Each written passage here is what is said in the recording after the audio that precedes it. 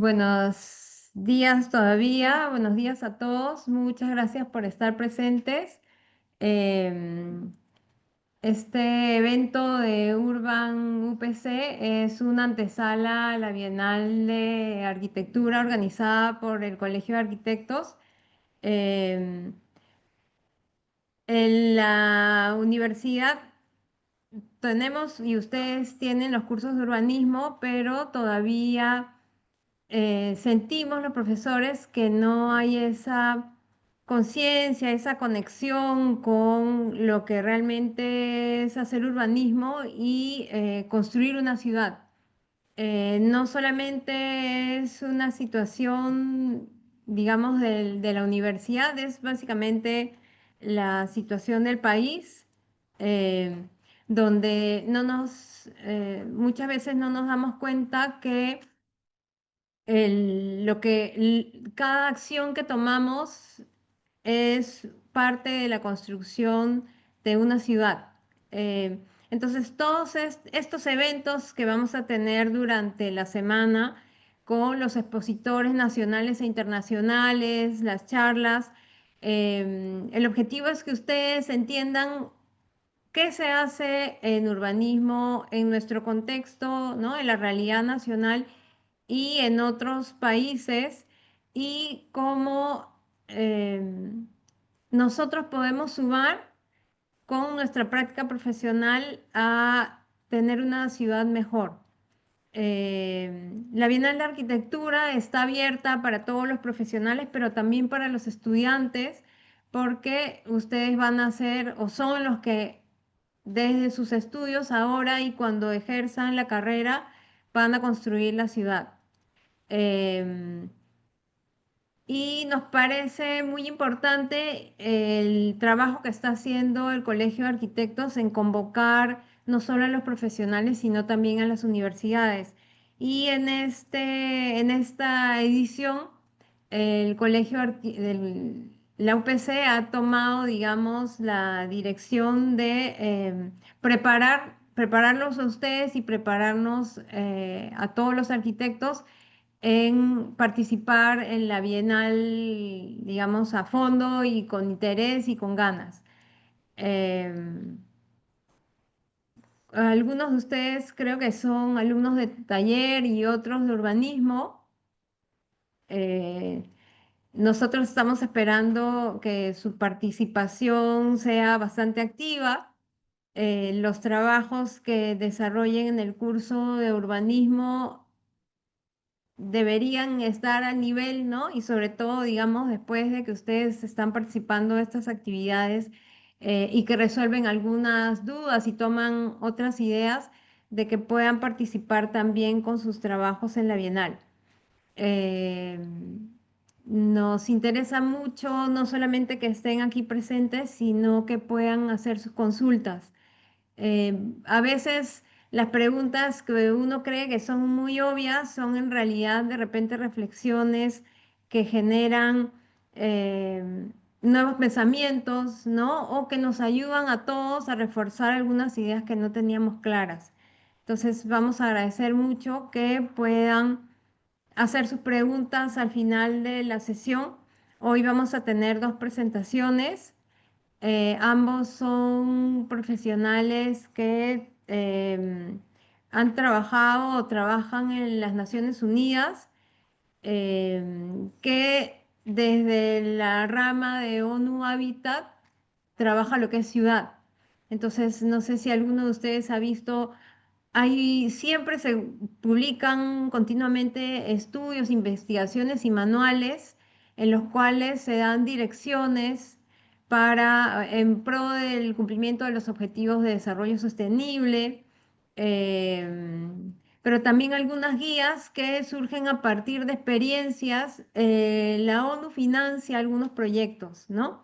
Entonces, una vez terminado la ejecución de un proyecto, se recoge los resultados. Esos resultados que se han recogido forman parte de unos manuales que son los que ustedes luego ven publicados y utilizan en sus actividades, digamos, sus trabajos, ¿no? El conocimiento de algún tema.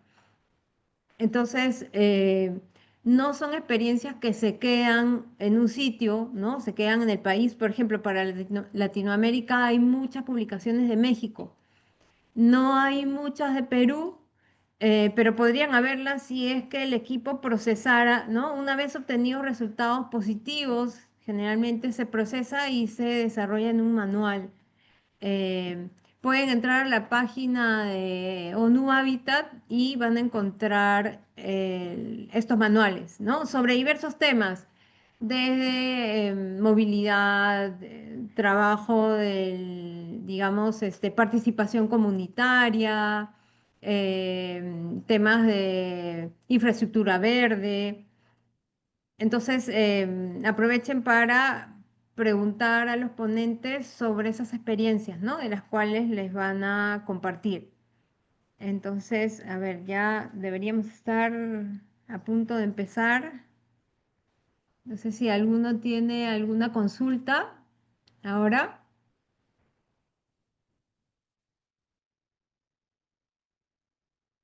Entonces,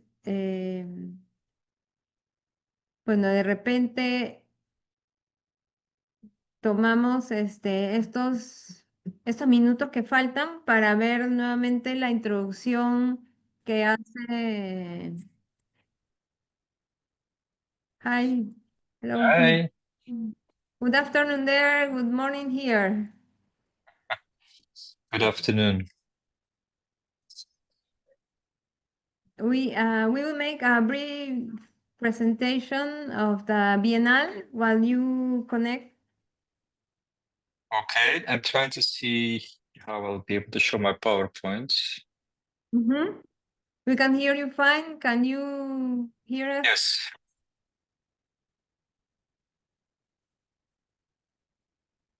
Uh,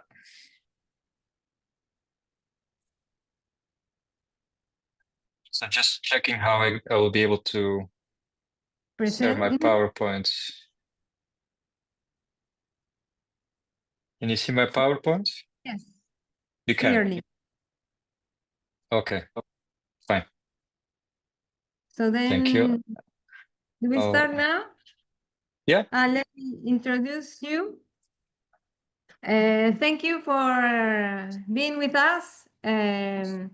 We were talking about previously your experience in different contexts and building city in diverse situations. Ahora tenemos a Philippe de Corte. Él es jefe del programa de desarrollo del área de emergencia de ONU Habitat. Trabaja enfocado en iniciativas urbanas en zonas y países afectados por crisis y conflicto, especializado en planificación urbana, territorio y vivienda. A nivel global se enfoca en migración y conflicto en tierra en zonas de crisis humanitaria. Eh, Ha trabajado en ONU Habitat por más de 20 años y ha tenido misiones de largo tiempo en Haití, Palestina, Somalia y Marruecos. También ha sido coordinador de el programa de gestión de desastres, el programa global de gestión de desastres. Es arquitecto e ingeniero civil. Tiene una maestría en la Universidad de Ghent y de Lovaina en Bélgica. Eh, bueno, yo tengo el honor de conocerlo porque fue mi profesor cuando estudiaba la maestría y ahora cordialmente nos está acompañando. Thank you very much, Philip. We are now ready to listen to you. No, thanks, Ingrid, and welcome to everyone. As Ingrid said, I'm trained as an architect, and I'm actually in my apartment in Brussels for the moment, doing renovation works which I started 20 years ago when I left to start my UN career. So forgive me the setting. but that's where I am. And exactly, I wanted to talk a little bit about my journey through the work I've done for you in Habitat, and I'll share my presentation.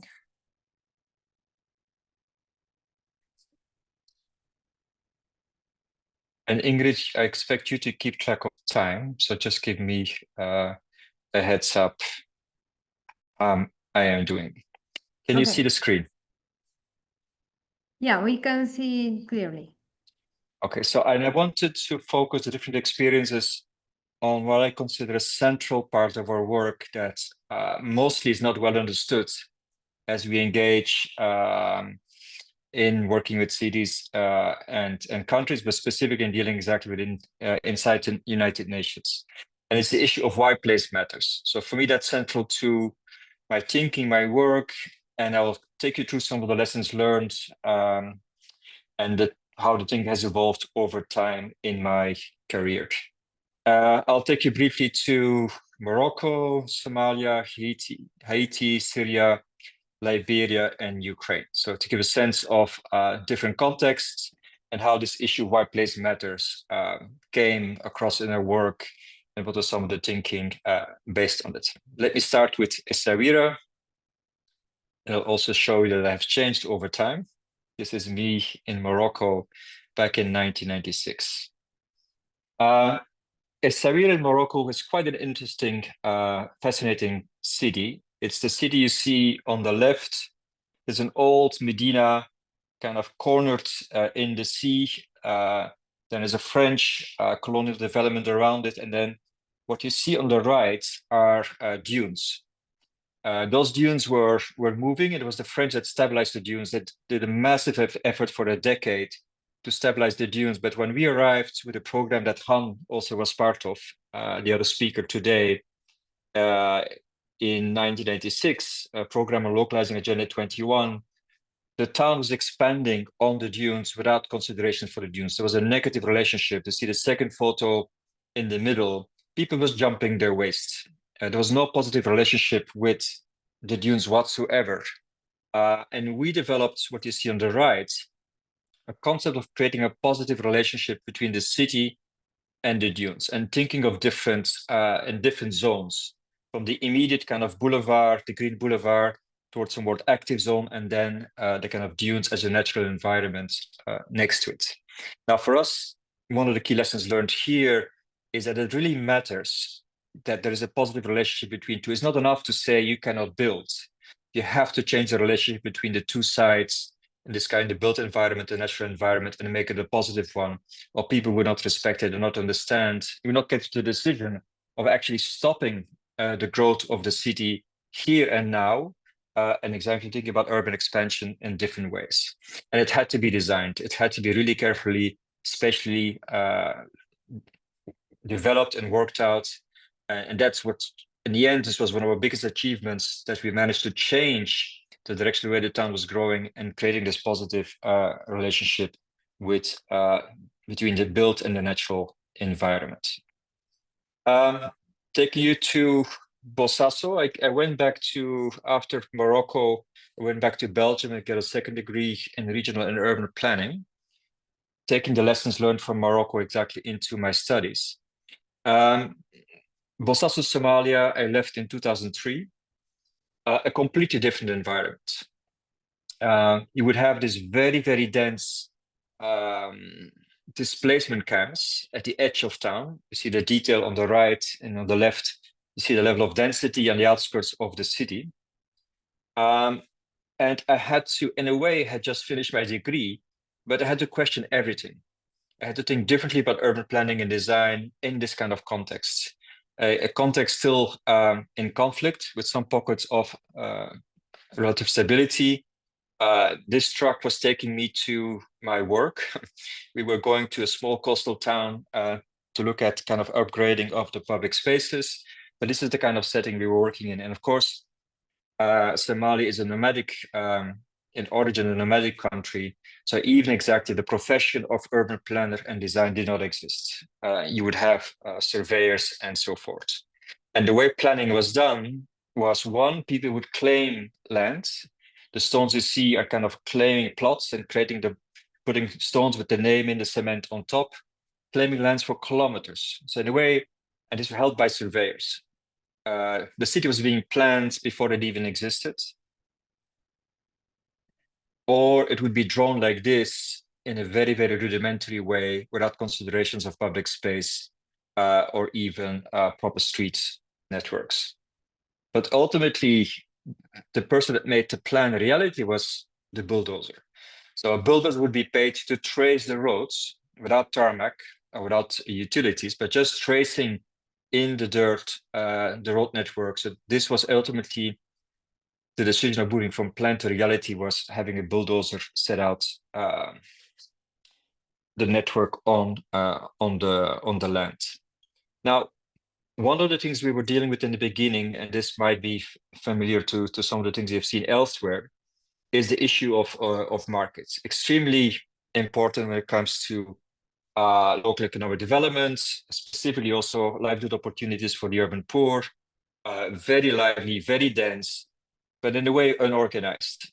And it's a situation where the city would come in and try to move the vendors away because they were occupying the roads, they were occupying the public space. And there was a very negative relationship between vendors and the city government. And specifically because this is the picture on the left, they had markets, but they were all empty and dysfunctional.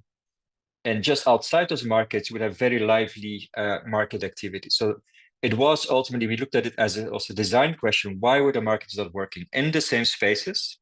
But there was specific design issues where people prefer to be outside rather than inside. So we started looking at this space a bit more in detail.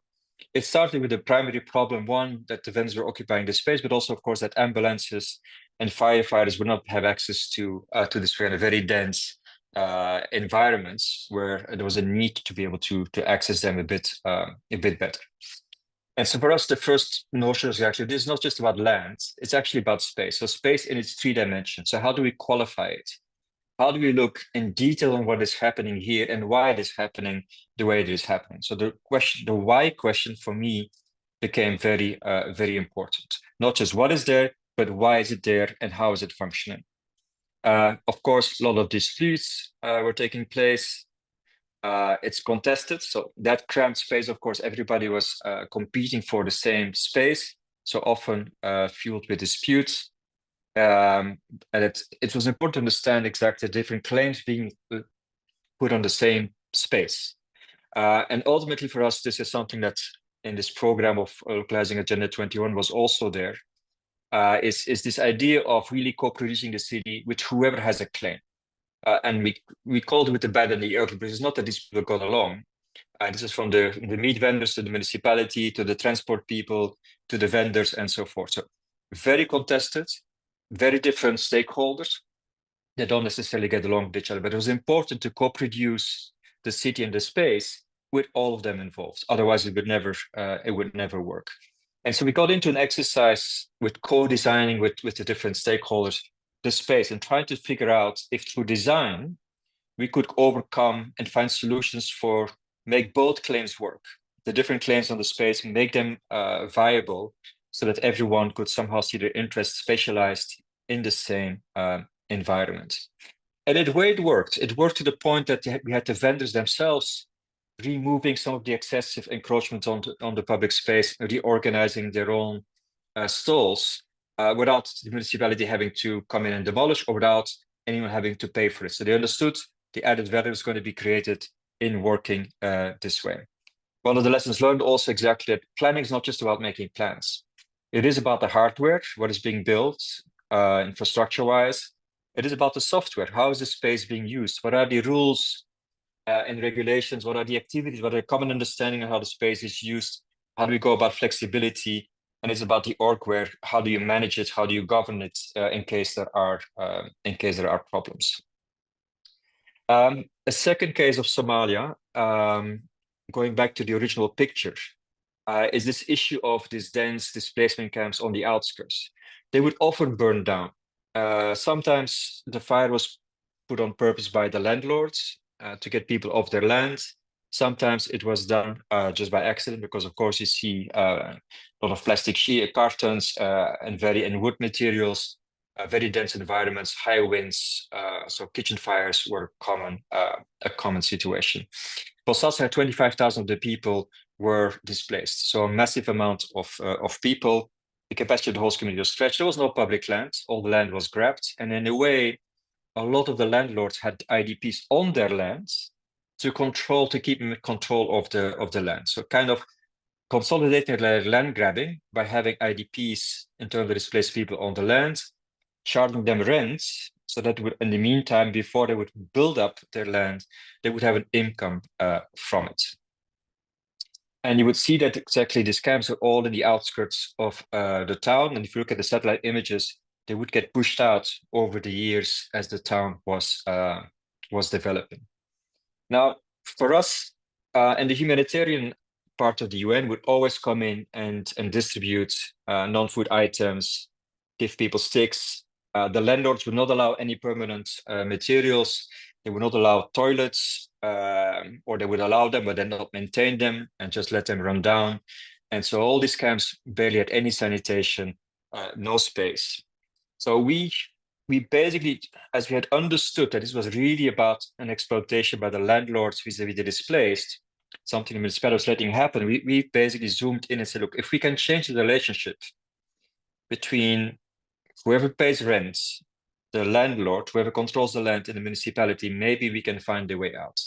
And we argued exactly to introduce fire breaks. So when a fire would happen, we would come in and replan the space, and we would call it fire breaks. But of course, what we were doing is we were connecting the new streets inside this camp with the network of the city around. So we would connect the spaces with the city and reorganize the camp, slightly de-densify it.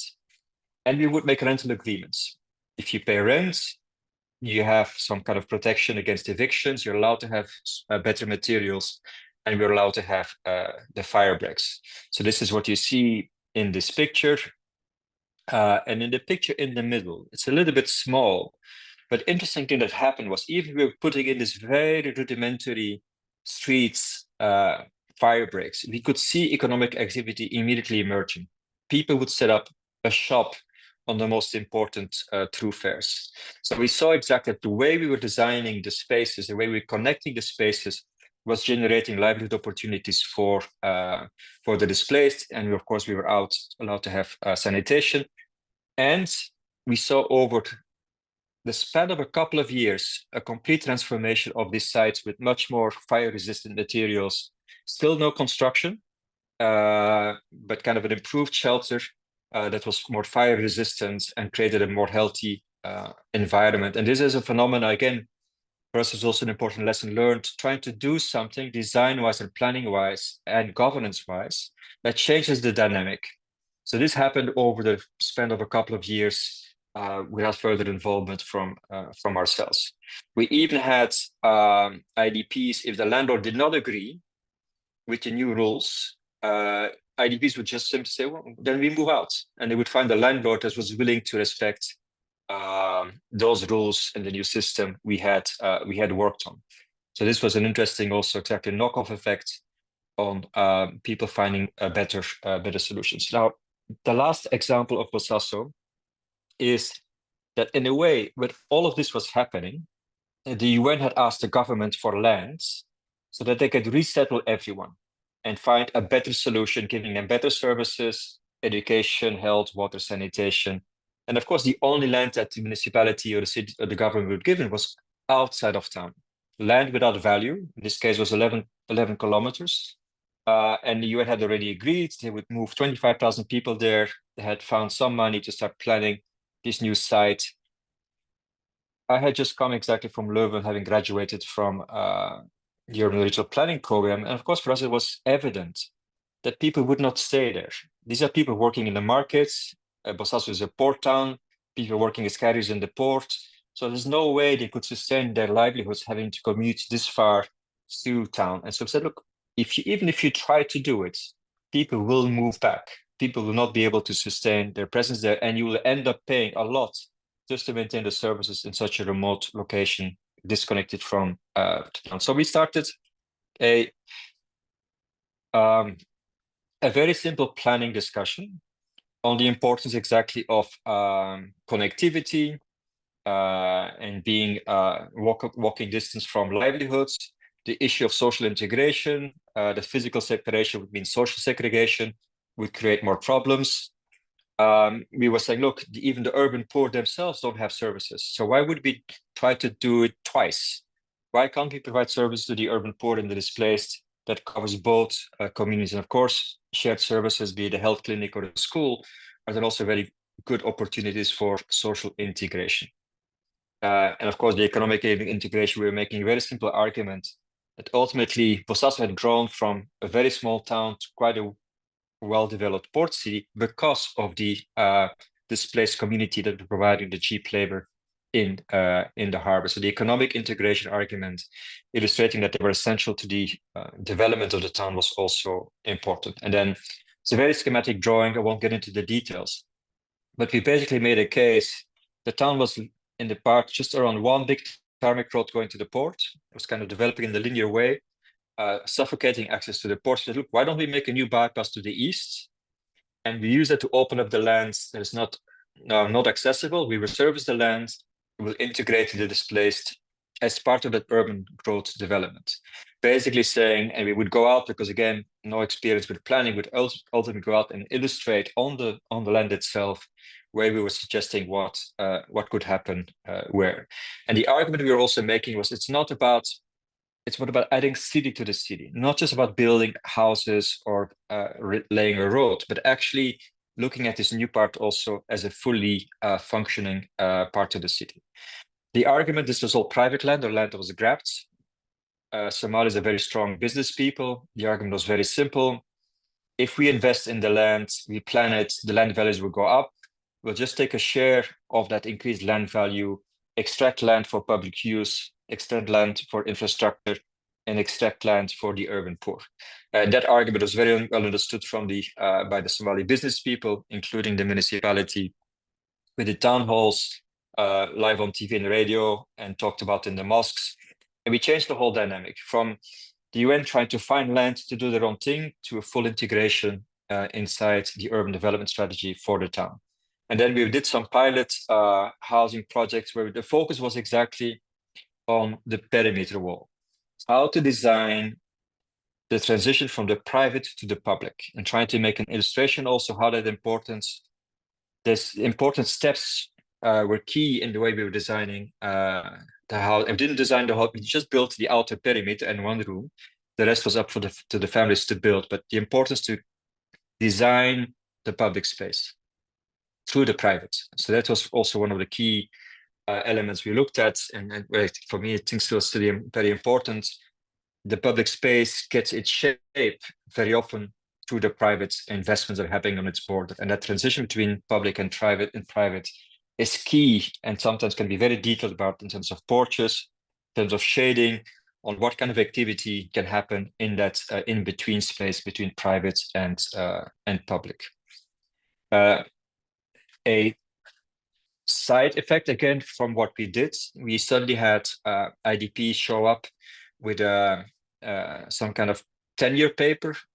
They had gone to the municipality, had for the first time they were able to buy land from the local community.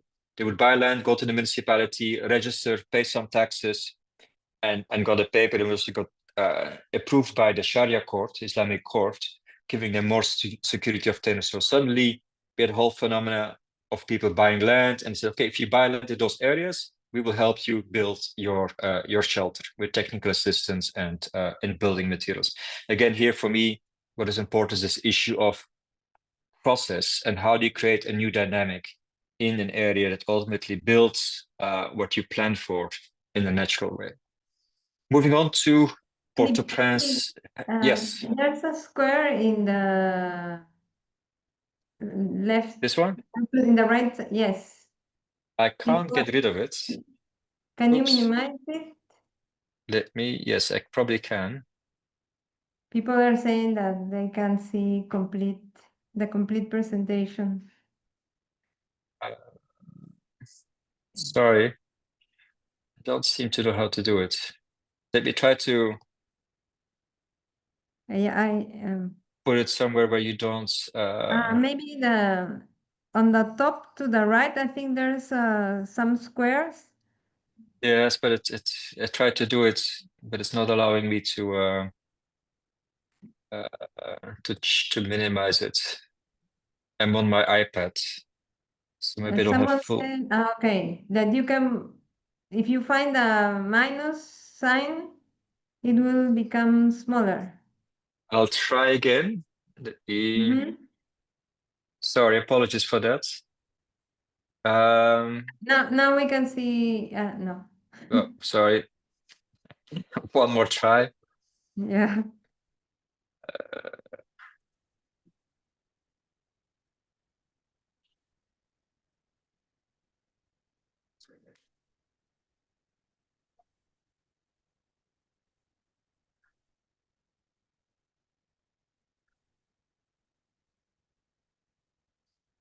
It's in the top left corner for the moment. Now I Correct? see it on the left, yes. Yeah, I can't The make left it smaller, side. but let me see. If I see it interfering with what I'm trying to point at, I'll just move it around. But I can't seem to make it smaller. So I'll be aware of it. If you touch it, is there any sign? Yes, but it doesn't work. Okay. It doesn't allow me to make it smaller. I see the minus, but then it doesn't do anything. Okay. And if I press it in the middle, it just becomes even bigger. So Okay. oh, Eh, I managed to push it out. So Yes. this No, was it's 2000. This was 2000. Haiti was 2010, 2011. And no picture of myself because I just had a firstborn when the earthquake in Haiti happened. And I was deployed to Haiti a couple of weeks later as part of our search capacity. I mean, in a way, the earthquake in Haiti was the first modern urban disaster of a massive scale. The city was destroyed in about 35 seconds. It had a lot of informal settlements that were the bidonvilles. We were on the slopes, already unstable soil, weak construction, which were the worst hit. And you could see that people exactly were trying to find spaces in between to settle themselves after the earthquake, staying as close as possible to their neighborhoods. This for us was quite an important thing to see, including putting up their tents in the streets. So clearly it was critical for them to maintain their neighborhoods, not just to stay close to their properties, but also to kind of maintain their community networks and their community coping mechanisms. Now, in a way, we were the only ones noticing that and seeing that. This was a massive international response of the international community working with the government. And the focus was on camps, managing camps. Our initial argument of focusing on the neighborhoods for them was too complex, too slow. And of course, the question was asked, these slums, informal settlements were illegal. Why would we even think of rebuilding them? People did not have the right to be there in the first place. And they had no understanding of the urban space they operated in. While even exactly, you would see both the left and the right are informal, including illegal, without building permits. But only the ones on the left, people were considering as exactly what is truly illegal and should not be rebuilt again. So different notions of what informality was and what it meant also for the people living there, different kinds of parts of society, clearly ones with more rights than the other. But for us, of course, we saw quite quickly that people were trying to rebuild, specifically informal settlements, quite quick in trying to pick up their lives again. And self-recovery is ultimately the way for people to respond in these situations, not a government-planned or international community-led projects, and there were plenty of them in Haiti, but ultimately what people were trying to do themselves. So for us, quite early on, we zoomed in on this aspect of self-recovery, but of course, with a clear argument of trying to build back better. Community level engagement, community level planning, trying to connect the neighborhoods better with the city, of course, improving construction techniques, training local masons and local workers. And we clearly won this argument because the scale was so much that ultimately everybody understood there's no way around it, and actually trying to allow people to go back to their neighborhoods. But of course, have an upgrading strategy and going neighborhood by neighborhood, really rebuilding also those community networks, and use that as a platform to as a key component of the reconstruction strategy. Now, there was one specific case, because what was happening is that people exactly had built in the empty spaces around the informal settlements, and part of it were the ravines. We had the cyclone season coming. The American army was about to leave, and there was a big panic that these people were in harm's way and more people would die if flash floods would come and people would be in harm's way. And this, of course, the American government felt somehow responsible. So there was huge pressure to move people out of those sites into a new area. Same issue, they had asked the governments for lands. And this is the case of Canaan that maybe some of you might have heard of. And I was in a meeting with all the stakeholders, and they proudly showed this piece of paper. It was an A3 size of piece of paper that the government indicated land for resettlements. But when I looked at it, this land was 10 times the size of Port-au-Prince at that time. So it was incredibly huge. So clearly there was some other reason behind them doing so. While of course, and this is where the circle was, and we had managed to convince the army engineers, just reduce the risk as much as you can where people are, so that we have to minimize the number of people we have to move. And I think we went from 40,000 people down to a couple of thousands caseload that had to be relocated with urgency. And this is the kind of plan that was made, and this was done army style very fast. But we pointed out, if you don't plan the area around it, you will create another informal environment around this very nicely is the wrong word, but around this planned site that had relocated about, I think this site was about 1,000 families, 1,000 families. What we had claimed that would happen was happening. We were monitoring around it. We had 40,000 people, 1,000 people per day invading the land. We were monitoring also the flow of money. People were starting to buy land in this area. And ultimately, in no time, the formal site is on the right.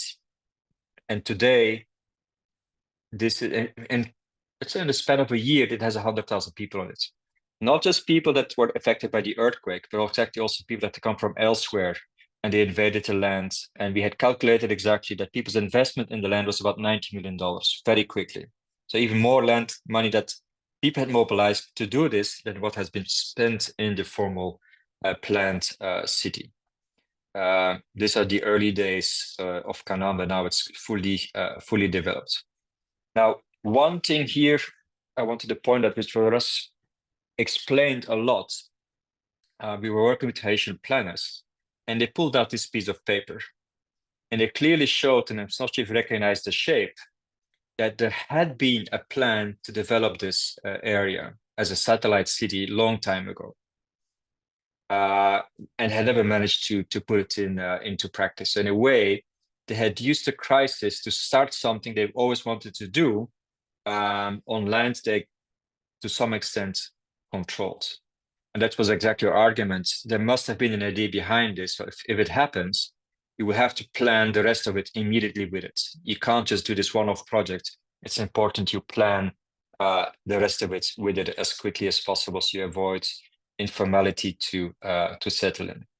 Now, the biggest lesson, of course, for us in Haiti was that the way international community was responding to an urban crisis was highly problematic.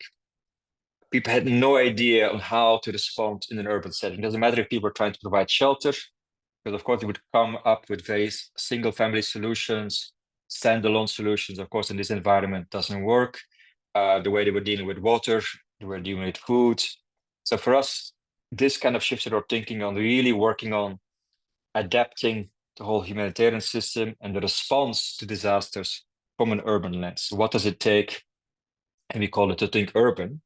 We built a whole alliance with built environment professionals, with local governments, some NGOs, some think tanks around this question of the urban response, understanding the impact of a crisis, not just on people, but also on the cities and the neighborhoods. To what extent for systems break down, and let's say something more about it in a minute.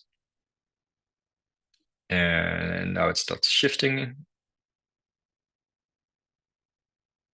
Okay. Almost there.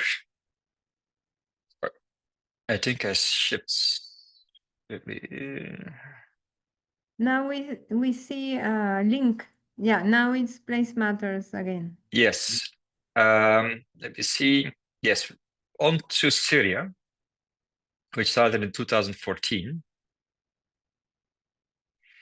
One of the first things we looked at exactly, because everybody, of course, was thinking and talking about the Syria crisis in terms of the refugee crisis. But very quickly we understood that 50% of the people actually had never left their city. So 48% of people had displaced within the city from neighborhood to neighborhood, some to other places, and only a smaller part had become refugees.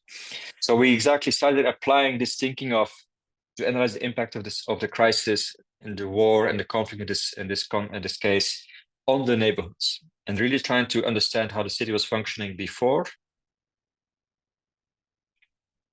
the damage. And you could see that the neighborhoods were damaged very differently. Of course, this had to do with affiliations. The fault lines between the warring parties were running through the cities. We could see that some neighborhoods were completely destroyed and people had left.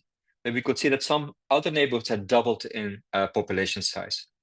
So no damage, but in the way the pressure on water systems, on housing, on access to garbage were immense. And those neighborhoods in a way were also about to crumble because the systems could not cope with the doubling of the population.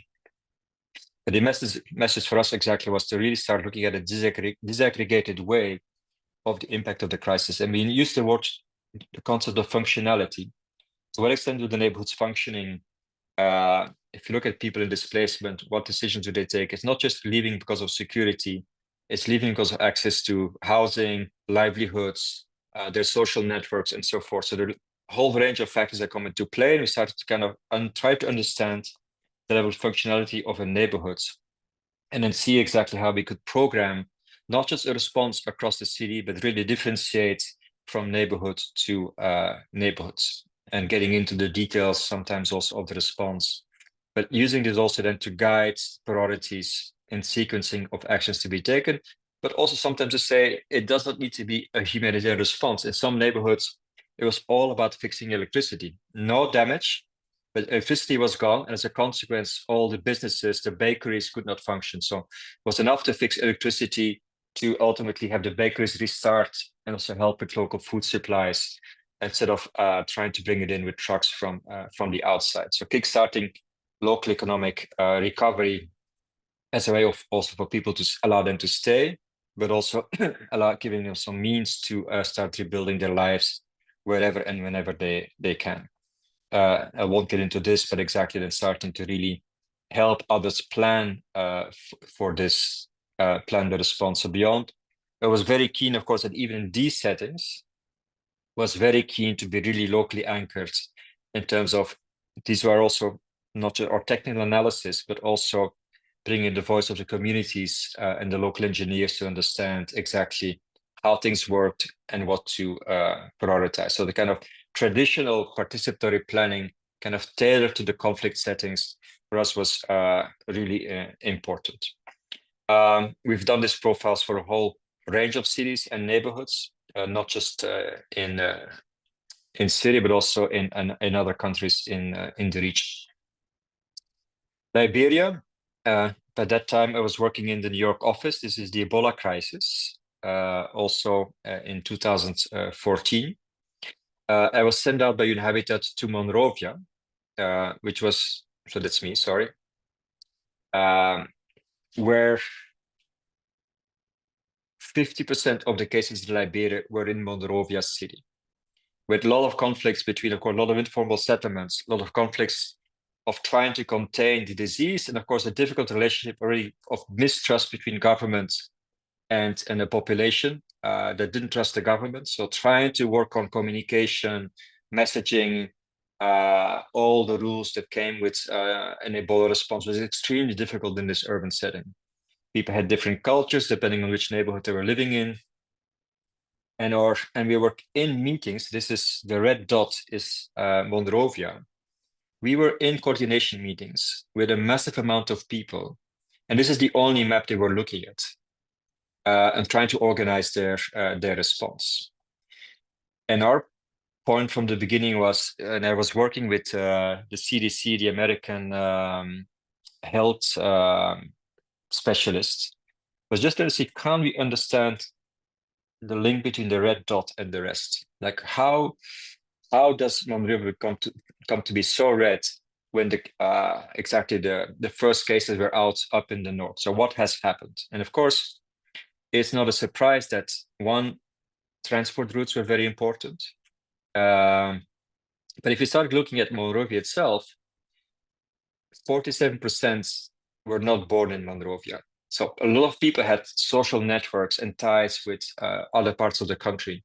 It simply meant if somebody died, people would travel to pay their respects and come back with the disease. Or people that got the disease would get scared and run away to Monrovia to seek refuge with their relatives in the informal settlements in Monrovia. So there was a very strong communication of movement of people between the counties up in the country. And this was interesting, this is a map of Monrovia itself, the very specific neighborhood. So we had looked at the statistics of the city and mapped out which slum where people were coming from. We could see very strong cookie-based organization of the slums, which also meant that if there was a case, the very dark one, for instance, was a slum neighborhood from Sierra Leone. So we know exactly where outbreak in Sierra Leone, that this was the neighborhood to focus on to see if people would come, so we'd be able to receive them and treat them upon arrival. But the message was, you really have to, it's not just about the place where it is, but understand the social networks that emanate from this place with other parts of the country. It was also important to understand exactly, because of the different backgrounds, that the way you would communicate with the Muslim community and the way they were dealing with the dead was very different from a community maybe more built on traditional beliefs or a community built on Christian faith. So understanding the roots and origin of a community, understanding the place was important, but also the places they came from. So the place they were mattered, but also the place they came from mattered a lot to understand how to respond to the Ebola environment. We came up with a list of priorities for them to guide, to adapt the response, not just have a response for the country, but actually have a response for Monrovia itself. I won't get into the detail. The last one is Borodyanka in Ukraine. By then I had full white hair. This is a couple of years ago when the war broke out in Ukraine. One of the key questions, this of course is a classic Soviet-style apartment building in Ukraine. You can see, if you look at it as an architect or an engineer, I guess you see a poorly designed building, very bad construction techniques, very bad installation, but you also kind of see how people live. What was the constellation of the urban fabric? These kind of isolated buildings. And of course, quite early on in Ukraine, the message was clear. People wanted to get away from the Soviet-style construction and move into a newer European-style environment. But that link between the past and the future was very difficult to map out and to plan. I'll explain in a minute the discussions we were having. We were trying to look at the definition of reconstruction in Somalia, in Ukraine. I'll come back to this in a second, but of course, for us from the beginning, yes, it's about reconstructing physical, economic, and social infrastructure. It's about dealing with the displacement question. It's about dealing with the legacy of the housing, but it's also, of course, for us, very important to focus on the community aspects, the intangible of these communities and how to build them back. Now, this was something that became ultimately the start of a different kind of thinking inside UN Habitats, which we kind of had a major dialogue in the World Forum in Cairo last year. The issue of the loss of home. So yes, these were bad buildings. Look at the architect. This is a very bad building, bad quality, bad design, bad everything. But we had there's this famous pictures of these firemen going up the ladder to recover something from this closet that was this cupboard that was left hanging against the wall. And you see people very happy that they had recovered a precious item, and what they had recovered was this. And it also became a symbol of resistance. This is a very typical object in Ukraine households. It's basically a water can in the form of a rooster. So it had stayed intact in the cupboard, but it also for us meant really understanding the mental connections with a home, with a space, the psychological issues around losing your home. That we had often as architects and planners not fully understood. And of course, for people, this was the first important thing. Going back to the picture before, when we visited with the deputy mayor, those buildings, apartment buildings that were demolished, we were talking about how to replan the neighborhood, make it more low density, less high structures, a denser fabric around more active public spaces, integrating the services, the schools, and so forth. And she said, yes, I agree. And then she was pointing to her apartment, which was smack in the middle of the part that was demolished. She said, I'm hoping to go back to my apartment as soon as I can. So for her, going back to that place in that bad building on the third floor was her place, her apartment, with her memories, and understanding those tensions between those memories and sometimes the objects in them and the culture that goes with it. We felt we had underestimated in the way we're talking and thinking about recovery and reconstruction. We then took that forward exactly around how to bring that thinking around the way we were thinking about sustainable neighborhoods. And of course, it was very clear that we had quite a participatory approach in terms of rethinking the neighborhoods without losing that aspect of losing home as we were trying to develop more sustainable neighborhoods, starting exactly specifically around the infrastructure. Now, not too much about this. We just had noted exactly where the focus was on the Soviet style construction. But if you look around Kiev, which is the capital, most of the construction exactly had happened in the periphery of Kiev. And so the picture you see is what has been built in the last 10, 15 years after the Soviets, since independence. Equal poor quality, a lot of corruption, breaking the rules in terms of zoning and regulations, over-densification, failure to care for public spaces. So ultimately, all the ills of the Soviet style were still there, but now in a modern form. So just illustrating the difficulty of changing also mindsets and cultures in this kind of settings. Or we would have the opposite, that small places that basically, if you look at them as a plan that had no potential, were getting projects offered to them that would promising them the moon. Cargo Airport, Medical City. This was a very small village about 45 minutes out of Kiev, promising them the moon just by design.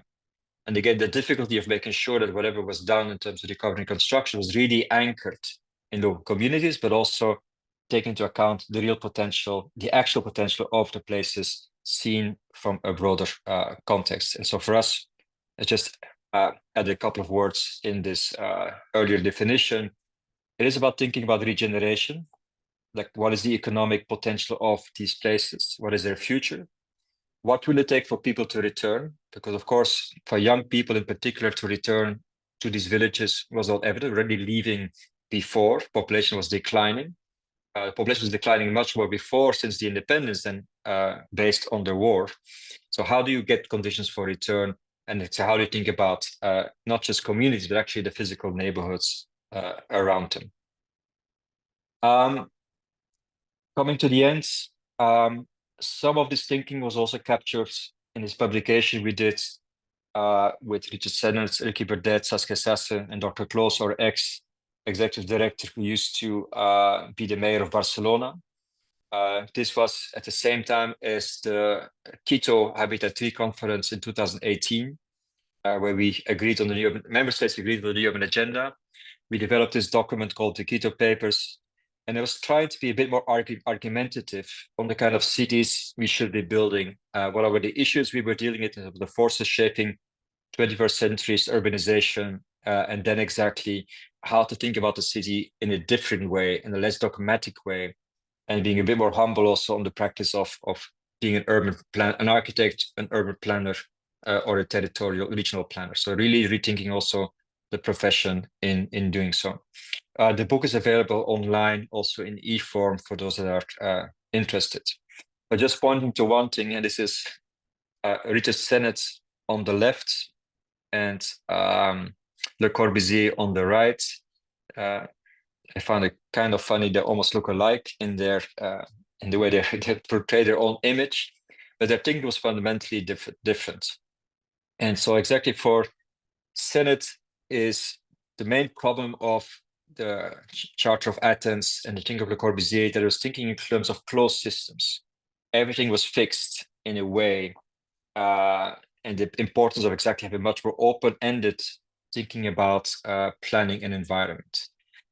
The main point was also that even if the Charter of Athens had some good planning ideas in it, what ultimately was being built by the private sector was, of course, retaining the profitable elements of it and not all the other aspects that were part, the social aspects were part of the thinking of the Charter of Athens, but ending up with this environment still today in China and in Africa that were, again, isolated buildings without thinking of public space, without thinking about the place itself, but just constructing on a so-called empty piece of land a new environment without actually going down to the ground level and creating the public space at different scale levels, both from the house to the street and from the street to the public areas and so forth, to the neighborhood. So no thinking of neighborhood, no thinking of home in this kind of environments. Again, these are images of massive projects being built. This is then a bit the opposite, kind of reinventing incremental housing. This is in Chile. The pictures on the right are really thinking, of course, in our work in developing countries, we've seen a lot of this. It's nice to see how architects are picking the idea up of incremental housing and making it part of their design strategies, but also thinking of territories and planning areas in terms of areas that kind of cross into each other. So it's not stark edges between neighborhoods. And if you walk through a city, you will never see that. You see the slow transitions from one side to the other, but designing those transition spaces. So the importance not here of designing the places, but basically designing the transition zones. So taking as much care about the place itself as what happens in between two places and giving that equal attention. The other element in this book that we worked on a lot is not just thinking about public spaces and private spaces, but also more and more thinking about common spaces, the commons, as we say, where we're trying to create spaces, be it on the circular economy side, the way we deal with different generations that create common areas that are just not private, completely private or completely public, but something in between that becomes the essence of the way we can think about our cities also going forward, and how we shape those common spaces for multiple users and multiple audiences. This is the last thing, just to bring it back to the frameworks we operate in. We have Sustainable Development Goals. We have Sustainable Development Goal 11. We had to fought very hard to get it. But if you look at the SDGs, they're still, in a way, aspatial. You look at the indicators, there's no spatial translation of the data. It's all aspatial. And for us, what we have is an urban agenda that does talk about space and place. And for us, that's the where and the why. So if the SDGs give us the goals, it's a new urban agenda that gives us the where, the why, and the how. So that for us is something to understand very well, the link between the two. Let me end here. Ingrid, apologies for taking so much time. Over to you.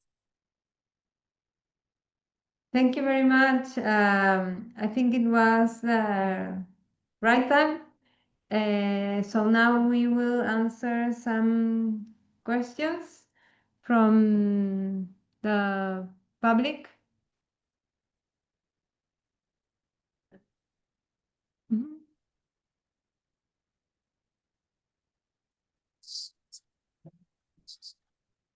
They're a bit shy in here. We have some. I will receive some questions from online. I wanted to ask you, in this long process, what is the difference, the main difference you see from 20 years ago in the focus that they have now? Because thinking about the person has always been a big focus, but how has it changed or evolved? I think in a way, we've been talking about participatory planning for a very long time. But I think for me, as we go, it's very important to understand that those are not, we shouldn't be too naive about it. These are not necessarily homogeneous communities. People have different interests. But the importance of that planning and design is a tool, and specifically design, is a tool to really find opportunities to reframe the problem that ultimately creates environments that allow people with different perspectives and different needs and different interests to coexist. And so the tolerance of a space, not just participation in terms of coming to consensus and harmony, but also using planning and design to really allow the individual to exist with its differences and different needs and interests, and design the spaces in a way that it allows for both to be there, including down to the identity question and the social questions. The memories people have are very different. If you're a migrant in the space, you're very different than people that has lived there all their life. And so how do those different realities, those different people with the different memories connect and exist in the same space? So I think it's a much more nuanced understanding of what it means, but also I think a stronger awareness of the importance of paying attention to those, because ultimately a lot of our work now today, specifically in an era where the whole question of migration is so much on the forefront, is this issue of social cohesion. So how do you work on inclusion in the way we plan and design? How do you create opportunities for inclusion and integration, knowing that exactly communities are no longer stable? In a lot of situations, communities are very dynamic because of the migration and displacement question. So I hope that kind of answers your question. There's another question. What indicators are most relevant when evaluating the vulnerability and recovery potential of urban neighborhoods? I mean, our first point is that we're trying to really push for an integrated look at the indicators, like bringing these indicators together and exactly this issue of functionality of neighborhoods. We can't isolate an indicator, so that's one point we're trying to make. Then, if we do have to focus on one, for us exactly, it's house and landed property. It's tenure. What's the security people have to be somewhere? What gives them the right to be there? What are the risks of evictions? Why are they there? Specifically in the vulnerable spots, on the lands, slope, subject to potential landslides, flooding. So what makes people be somewhere, and what is the tenure they have on the place? So that for us is a key, a very important indicator. Because if the tenure is weak and they're in a safe space, the risk of secondary displacement is big. Often the time, recoupling reconstruction ultimately creates more displacement than the actual first response. So that for us is an important one to focus on. Again, often misunderstood and not properly mapped out.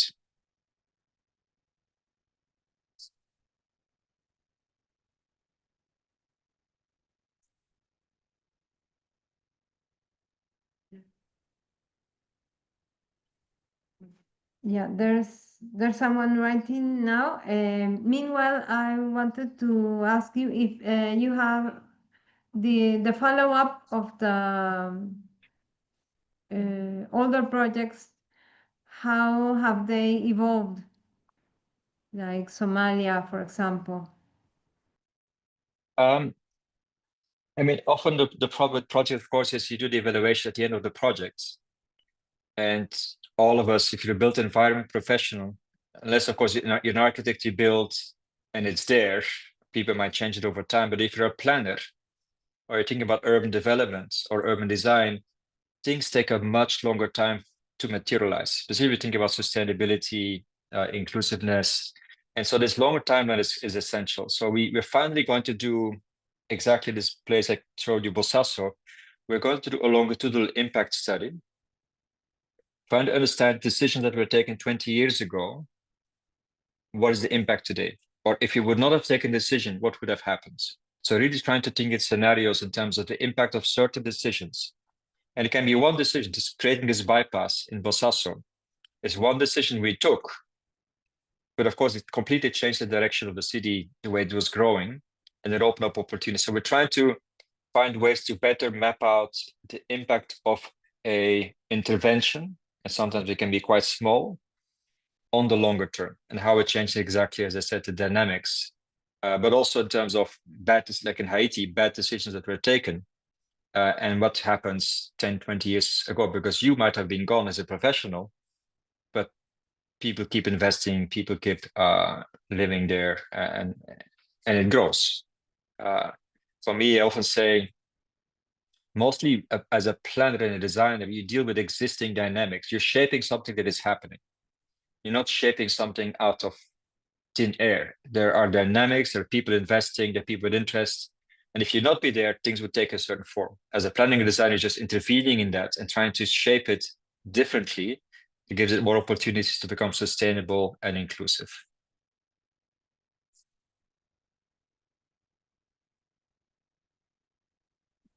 There is a last question. They say, how hard is to work in several places and keep on the focus? I got white hair early on. So it is intense because, of course, I focus mostly on crisis situations. I have a lot of stories to tell my kids, which I'm not telling them yet. I'll wait until they're a bit older. But I must say, I think the issues we deal with as UN Habitat are so fascinating. And it's also, these are situations where actually you can make a difference. So in the work we do, it's possible to see impacts. I grew up in Belgium. Ingrid was here, probably said that in the beginning, and there exactly, I was dealing a lot with, I was an urban planner with neighborhood committees, the whole NIMBY phenomenon, not in my backyard, nobody wants to change anything. I've operated mostly in very dynamic environments. And of course, a crisis is always a moment of a radical change, for the good or for the worse. But there are opportunities for us to bring ideas. And so I've always found a lot of return, meaning being able to see things happen, so worthy investment. But now exactly to bring it back, I'm in Brussels after 20 years trying to finish my home. So the kids have a place to come back to. Because that's, of course, that's the biggest problem. You're always in places where your family is not around. So this is, of course, one of the critical things that the negative sides of the kind of life and the kind of work we do, that it's hard to keep the family together. My better half is from Australia, I'm from Belgium, we live in Kenya. So those connections are very hard to work on, but again, it's finding that balance. but the work, of course, is definitely worth the effort. We have a couple of questions. How do you balance long-term urban planning with immediate emergency response in context of forced displacement? So we just finished a tool.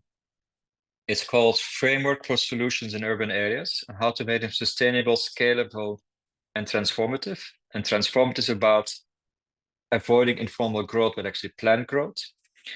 And the tool exactly we developed to see how in the early days, in the acute crisis, when the humanitarians are dominating the interventions, we can make sure that the right kind of decisions are taken, that basically a do no harm policy, so that whatever happens in those early days, we are thinking of solutions from the start. So you're creating a pathway for solutions down the road, but you're making sure you're creating and setting in the right direction. And often it has to do where do you receive people, where do you settle people? Because if you settle them in the wrong place, too far from livelihood opportunities, too far from existing services, you're creating more problems than solutions, and it will bite you in the end. And so we've managed to convince the humanitarian community that whatever they do in the early days has to be the first step, the first stone, the first planning, this informed by planning thinking that ultimately has the potential to develop into something more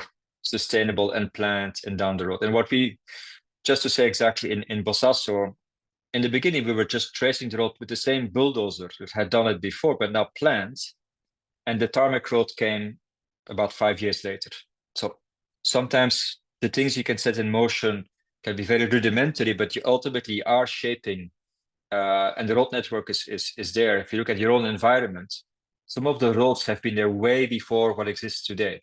So the road network is always a critical element of shaping, setting in motion solutions and where people settle, setting in road solutions that are ultimately create opportunities for longer term sustainability. We have 3 more questions. Constructions of new People are waking up.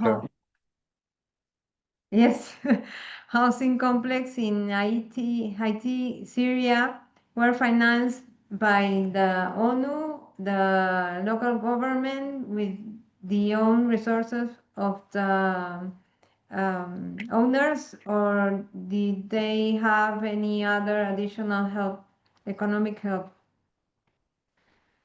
The whole remit of options is there. I mean, there is things that are done directly by United Nations with donor money. A lot of it is exactly, but I would say, as in Haiti, most of it is done and will be done by people themselves, borrowing, mobilizing resources from across their extended families, deciding where to start first. But it's always the case that the majority is done by the people themselves. And the question for us is mostly how do you give them the technical assistance to do it better? And how do you engage them to build back better, but based on their own efforts? And of course, even today, with even much less money available, and a World Bank will not invest in housing, a World Bank will invest in infrastructure. So creating the conditions exactly for people in private sector and people, families themselves to come in. I took out the example of Gaza. It's a bit too depressing to talk about Gaza for the moment. But even there, when we intervened after the 2008 war, where we were the most successful, was in helping people to build back themselves, not the housing complex that people ultimately didn't want, because it would create exactly family units, apartments that didn't fit their family size. People prefer to build back themselves, because that exactly bring back to the whole identity and family situations will allow them to create their own identities, building for their own family needs, and we were the most successful in doing so. So it's not just a money issue, it's also what creates the best environment for people going back. Okay. How can we start to prepare for an earthquake in the slums in Lima under the urban aspect? I've never been to Lima. I should probably, but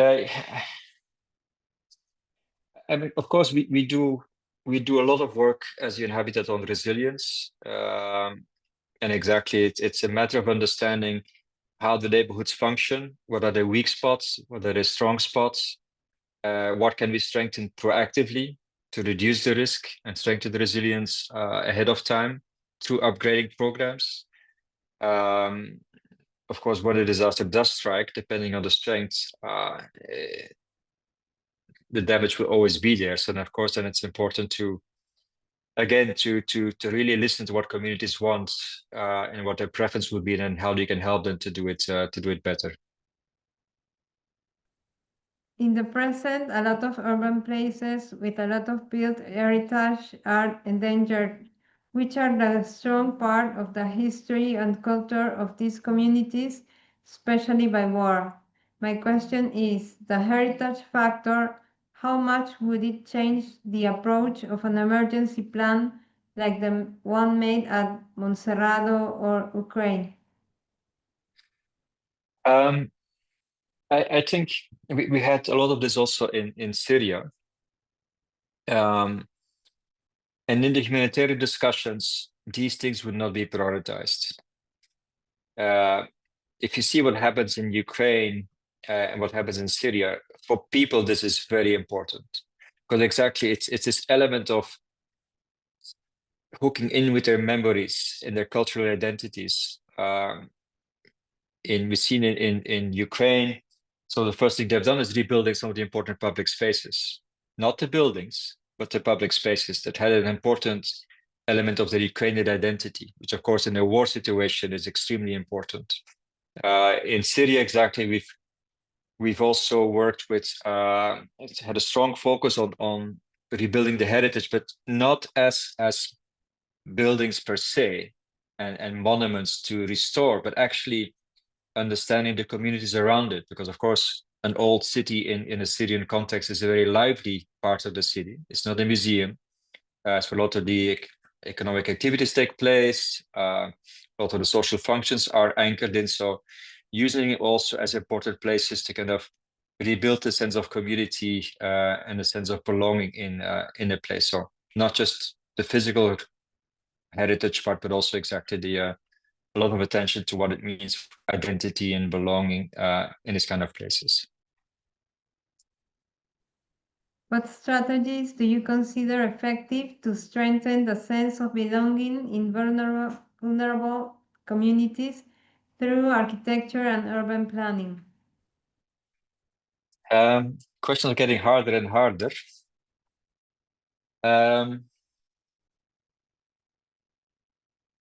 I think, and I would argue that in Latin America, and I know not enough of Latin America. I've been only to a couple of places, but I would argue that exactly in your cities there is a strong tradition of expressing identity through the way people build and the way people look at deal with public spaces. So, I think, and paying attention to sometimes the small things on what infuses that identity into a space, into the architecture, I think is important.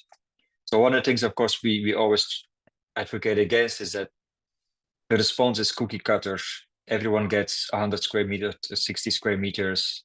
But how do you bring in the personal elements into both the private and the public? But I must say, from what I've seen, there's a lot of that happening in Latin America. So maybe it's documenting the practices a bit more, of understanding how people own spaces, both public and private, and give it that element of identity. Sometimes it's purely through art, sometimes exactly through the physical design of a space.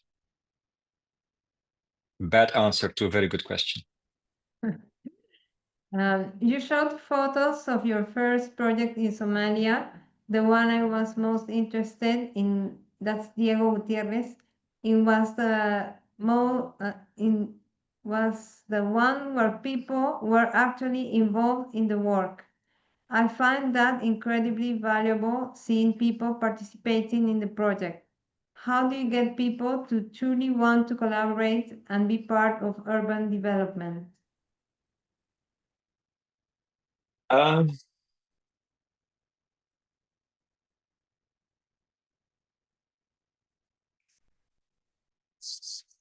I mean, for us, sometimes it's an issue. One of the reasons for us is very simple. Is how do we go to scale? If we have a certain amount of money available, how can we help as many people as possible? Helping people helping themselves is often cheaper than exactly building a building from scratch. But I think the very simple notion that people take rebuilding their life in their own hands, and they're able to, and again, they're able to mobilize their assets. They're able to mobilize their friends. They're able to mobilize their communities, and the helping mechanisms are very important. And I think that sense of ownership and being in control and in the lead of your own process of picking up your life again after a disaster or the conflict, I think is extremely important for the mental psyche, but also gives them that sense of control again. And so I think if you're able to create that, give that a space and support people in that trajectory, we've always found it quite easy to get people to collaborate. But you need to let them be the agents, not you to lead, but them to lead. And now the last one. How is the process of gaining people's trust when you arrive in a new place, especially when there's prejudice in some countries against certain international organizations and colonialism? Sorry, The can you repeat that? the hardest. Can you repeat that? Right? No? Sorry, I missed it. Okay, again.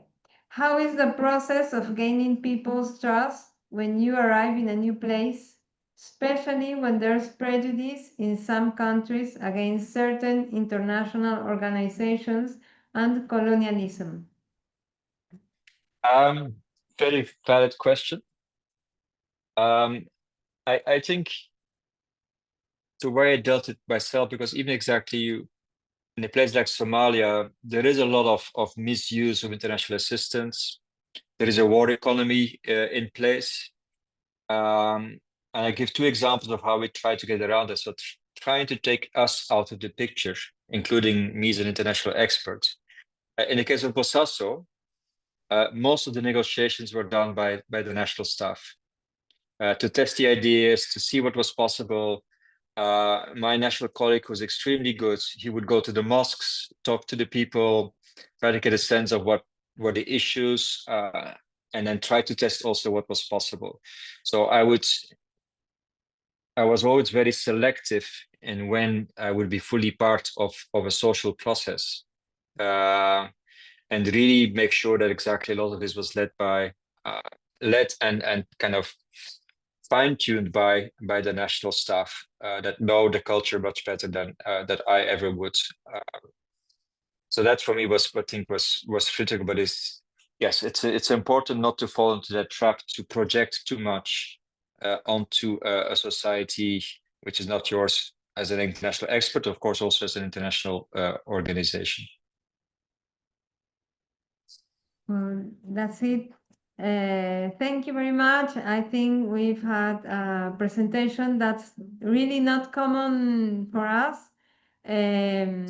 And actually, there's a kind of war for NGOs in Peru. So the vision that a big part in Lima society is that there's not a real work done. So it's good to see that it's a support for the communities to have international organizations and not only the state, not only the private, to work together. And we thank you very much for showing us that part that we are missing this puzzle.